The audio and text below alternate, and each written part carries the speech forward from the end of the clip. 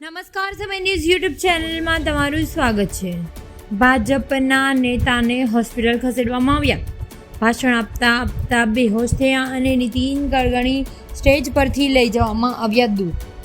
કેન્દ્રીય માર્ગ પરિવહન અને રાજમાર્ગ મંત્રી અને ભારતીય જનતા પાર્ટીના વરિષ્ઠ નેતા નીતિન ગડકરી બુધવારે ગુજરાતના સાથે મહારાષ્ટ્રમાં લોકસભાની ચૂંટણીની રેલીના ભાષણ આપતી વખતે બેહોશ થઈ ગયા હતા। સૂત્રો અને વિજ્યુઅલ્સ કહે છે કે યવતમાલ પુરસદમાં ભાષણ આપતી દ્વારા ગડકરીને અચાનક ચક્કર આવવા લાગ્યા અને નીચે પડી ગયા હતા। જો કે તેની તબિયત અત્યારે સારી છે।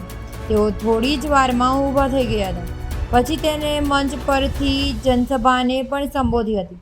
નીતિન ગડકરીના ભાષણ આપતા સ્ટેજ પર પહોંચે જ કે તરત જ તે બેભાન થઈ ગયા છે।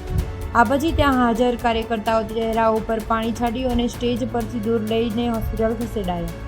ત્યારબાદ તેને તબીબી સહાય પૂરી પાડવામાં આવી અને લોકસભાની ચૂંટણીના બીજા તબક્કામાં 26 એપ્રિલના રોજ તે ત્યાં પહોંચ્યા હતા।